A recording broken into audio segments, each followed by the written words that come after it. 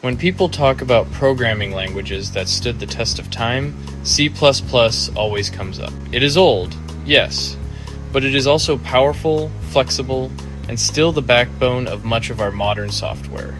But if you learned C++ decades ago and came back today, you might not even recognize it. So the question is, did modern C++ fix the language, or did it break what made C++ great in the first place? And maybe even more interesting, did it evolve so much that new contenders like Rust and Zig are no longer needed? Let's find out. C++ was born at AT&T Bell Labs in the early 1980s as C with classes. Bjarne Stroustrup designed it to combine the speed of C with the abstraction of Simula. The first commercial release came in 1985. From the beginning, its philosophy was clear. You only pay for what you use, and what you do use should be as efficient as handwritten code. That zero overhead principle defined early C++. Developers had complete control over memory, pointers, and performance. It was the language for systems programming, operating systems, and real-time application. But that control came with danger. Segmentation, faults, leaks, and undefined behavior were common. Still, developers accepted that trade-off because C++ gave them power and precision no other language offered. By the late 2000s, that philosophy began to show its age. Languages like Java, C#, and Python were easier to learn, safer by design, and came with larger ecosystems. C++ was fast, but it was also complicated and unforgiving. Then, in 2011, everything changed. C++ 11 arrived and became the biggest update since 1998. It introduced lambdas, the auto keyword, range-based for loops, move semantics, smart pointers, the thread library, and the chrono utilities. For the first time in decades, C++ started to feel modern again. Bjarne Stroustrup said the goal was to make simple things simple and hard things possible without sacrificing performance. The result was a language that could finally balance efficiency with expressiveness. Modern C++ fixed many of the pain points of the past. Memory management became safer through smart pointers, such as unique PTR, shared PTR, and weak PTR, all standardized in C++ 11. They automatically clean up memory when it is no longer needed, reducing the risk of leaks. Performance improved through move semantics, which allow objects to transfer resources instead of copying them, cutting down on unnecessary allocations. The language gained a standard threading model with STD, thread, atomic operations, and futures, giving developers portable concurrency for the multi-core era. Libraries like file system, optional, and chrono simplified cross-platform work and removed the need for countless third-party utilities. C++ 20 and C++ 23 continued this trend with modules, coroutines, ranges, and concepts, bringing even more structure to large-scale development. But these advances came at a cost: complexity. C++ gained power, but also weight.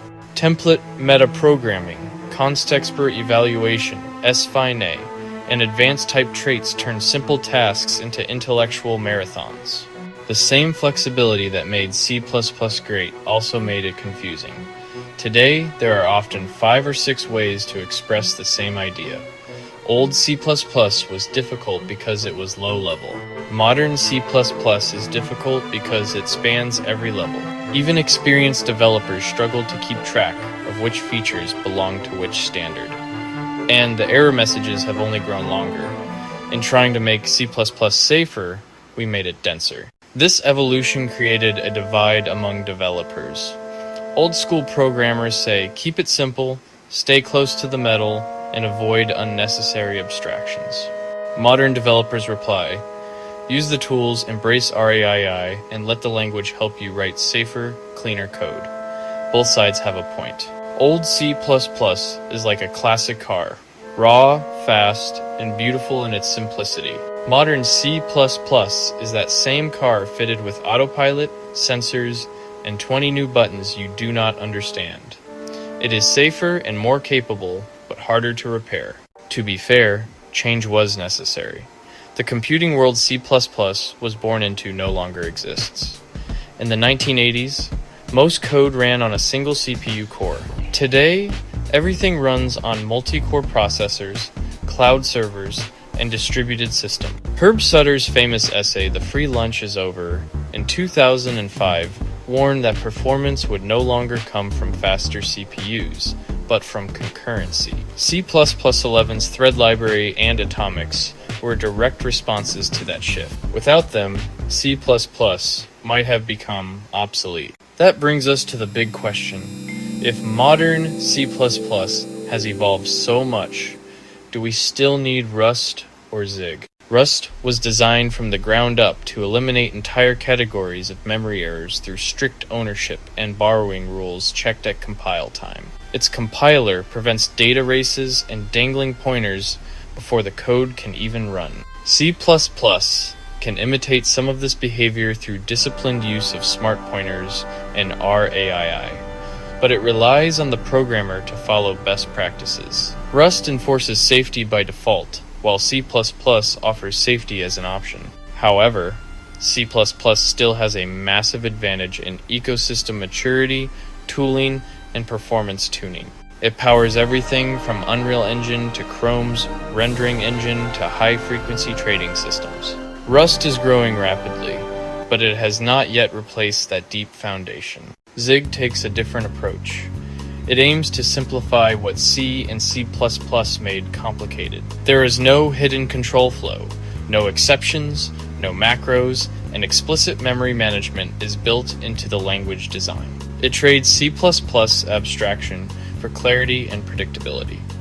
Where C++ tries to be everything for everyone, Zig focuses on being transparent and minimal. It is appealing for embedded systems, compilers, and low-level tools, but it lacks C++ generics, metaprogramming, and decades of ecosystem depth. So do Rust and Zig make modern C++ obsolete? Not yet.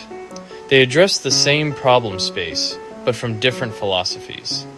C++ combines performance and abstraction. Rust prioritizes safety and correctness. Zig prioritizes simplicity and explicit control. Move semantics resemble Rust's ownership model. Modules and coroutines tackle the same pain points that Rust solved. Safety guidelines like the C++ Core Guidelines and the Guidelines Support Library introduce optional bounds checking and better contracts for runtime safety. Rust and Zig did not replace C++. So did we fix it or break it? We fixed many of its flaws. Memory is safer. Concurrency is standardized. Cross-platform support is better. Syntax is more expressive and flexible. But in fixing it, we also made it more complex, harder to teach, and easier to misuse. C++ is not broken, it is burdened. It carries 4 decades of legacy while still competing with languages half its age. And somehow, it continues to survive. C++ did not lose its soul. It grew up. It remains the bridge between old and new, between control and abstraction, between the bare metal and modern programming. Rust and Zig may offer safer or simpler paths, but C++ continues to define the balance between power and responsibility. It is not obsolete. It is evolving. And that evolution tells us something important about software itself. Complexity is the price of longevity. Thanks for watching. Do you think new C++ was a worthy change? Should we even be wasting our time updating an old language rather than just kicking it to the curb and using the new ones? Leave a comment below. And don't forget to like and subscribe for more techie talk. If you like this video, watch this video here for more tech talk.